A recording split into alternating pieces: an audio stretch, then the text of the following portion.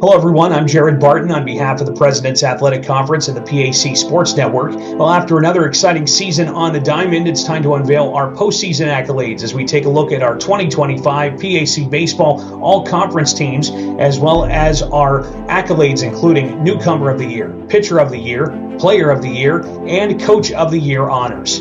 Getting a spot on this all-conference team is not something to be taken lightly, as the PAC continues to prove itself as one of the more competitive conferences in Division III athletics each and every year. Your selection on this list is not only a testament to your skill on the field, but also the dedication of your coaches and teammates that help make you better along the way. Well, without further ado, let's unveil our PAC Baseball All-Conference Honorable Mention team.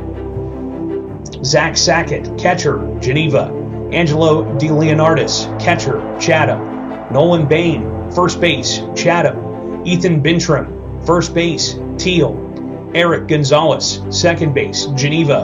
Eddie Ruda, second base, Chatham. J.D. Robinson, shortstop, Allegheny. Braden Campbell, shortstop, Westminster. Nick Jacobs, outfield, Teal. Michael Twigg, outfield, Geneva. Tyson Djokovic, pitcher, Westminster. Bryce Trissler, pitcher, Grove City. Alex Polito, pitcher, St. Vincent. Jeremy Cruzweiser, pitcher, St. Vincent. Ryan Gibbons, pitcher, Westminster. Time to move on to the PAC Baseball All-Conference Second Team honorees. Derek Hall, catcher, St. Vincent. William Wolf, first base, Allegheny. Logan Mergenovich, second base, Westminster. Sam Meredith, shortstop, Grove City. Wade Stair, third base, Franciscan. Cooper Baxter, third base, Chatham. Aaron Babu, outfield, Geneva. Knox Meyer, outfield, W&J. Nick Sampson, outfield, Grove City. Josiah Bodie, outfield, Franciscan. Tommy Lansness, designated hitter, Allegheny. Sonny Pelichetti, utility, Bethany. Walker Cunningham, pitcher, Allegheny. Ethan Marzalik, pitcher, W&J. And Eric Strusnig, pitcher, W&J. Now it's time to take a look at our PAC Baseball All-Conference First Team honorees. Calvin Kakowski, catcher, Teal. Colin Marin-Petro, first base, Grove City. Luke Vitone, second base, Grove City. Jaden Nestor Fox, second base, Bethany. Jacob LaDuca, shortstop, W&J. Parker Lyons, third base, Westminster. Tyson Bryant Dawson, outfield, Allegheny. Drew Garth, outfield, W&J. Josh Minnick, outfield, Grove City. Nathan Prunty, designated hitter, Teal. Matt Jennings, utility, Allegheny. Sam Bevan, utility, Grove City. Dante DiMatteo, pitcher, W&J. David Leslie, pitcher, Grove City. And Colton Banfi, pitcher, Westminster. Now it's time for our individual award winners for the 2025 campaign. Newcomer of the Year, Sam Meredith, shortstop, Grove City.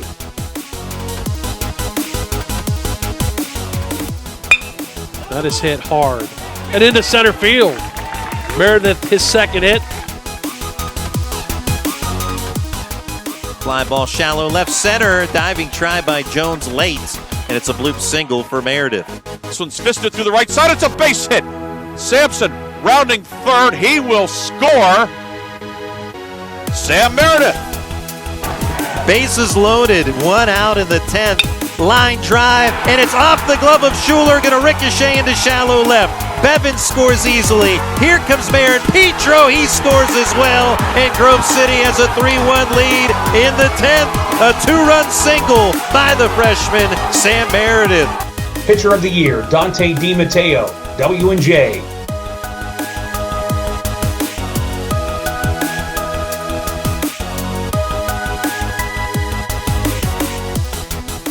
DiMatteo kicks and deals, swing and a miss on the breaking ball. So 2-2 pitch. Swing and a miss. Berkey chases it, comes up empty.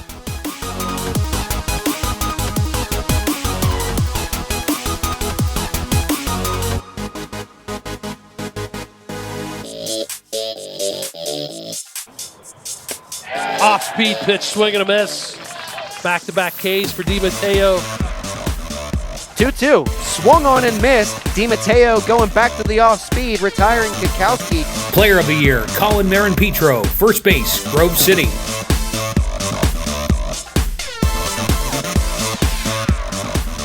Root delivers, and Marin Petro grounds that one through the right side of the infield. Sampson, big turnaround second, chugging for third. Marin Petro with a turnaround first, but ultimately helps there. And now Sampson comes for the plate, and he's going to be safe. It's a deep fly to center field. If that one gets back, and that one's gone. My goodness. 2-2.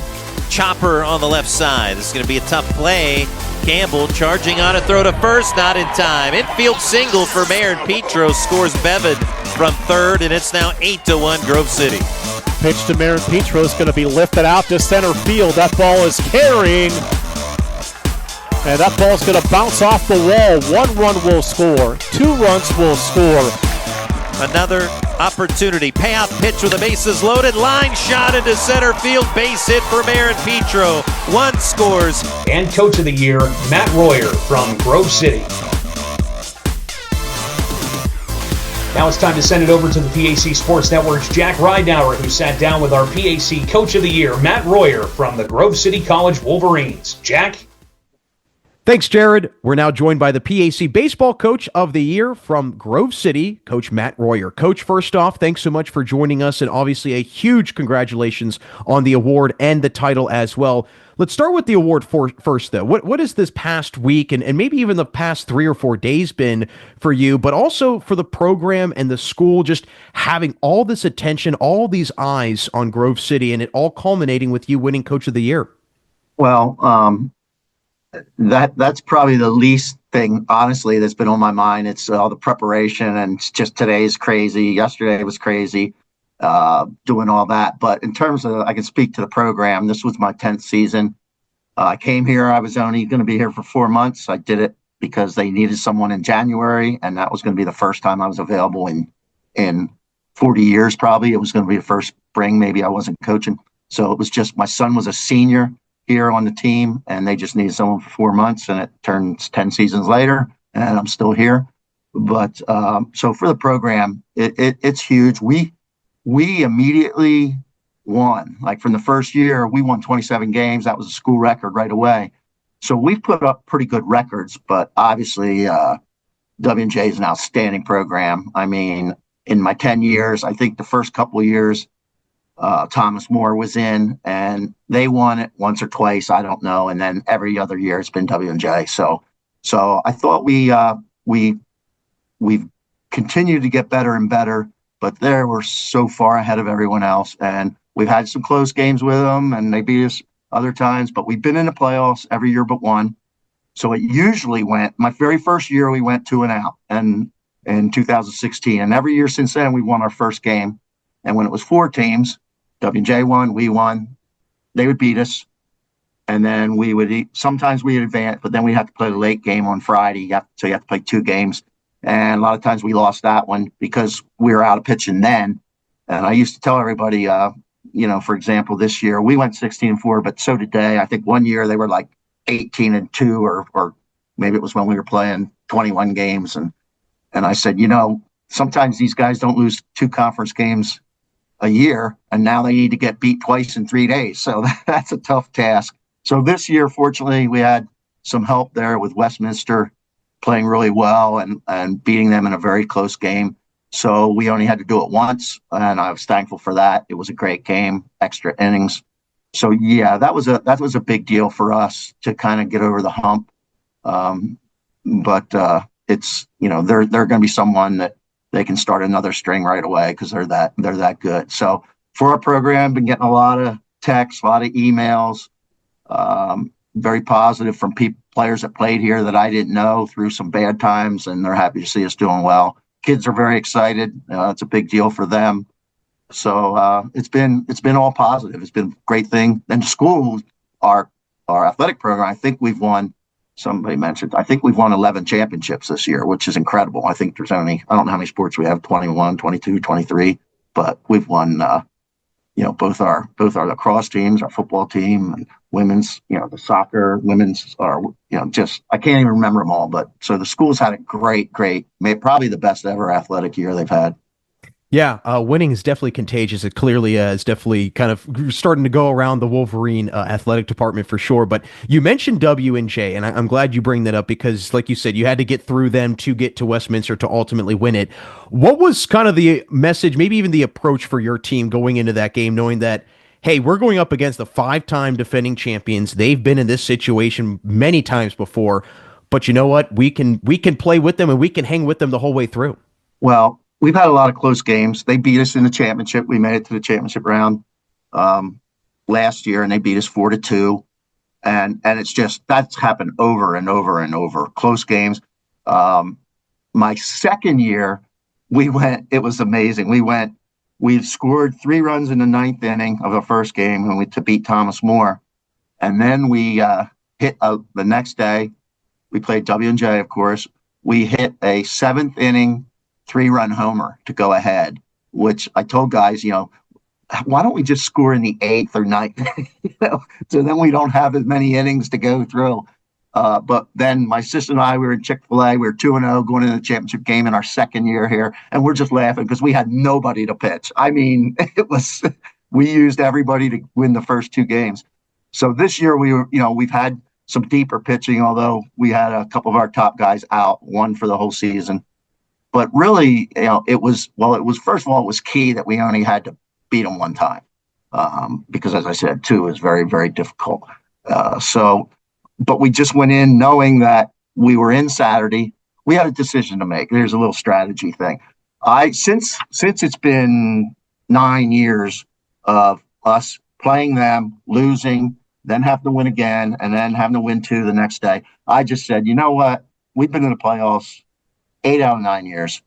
That's not that it's getting old. It's good. It's a big deal. But we've come in second. We've come in third. And, we don't need to do that anymore. So I said, I'm going to go against the book. We didn't start our top guy on Wednesday against St. Vincent. Was I concerned about that? Yes, I was. Our offense kind of took over. We won 10-3. And then I already committed before we got there that we would not throw David Leslie, our top guy, the second game. I said, no, I told Trishler he'd pitch the second game.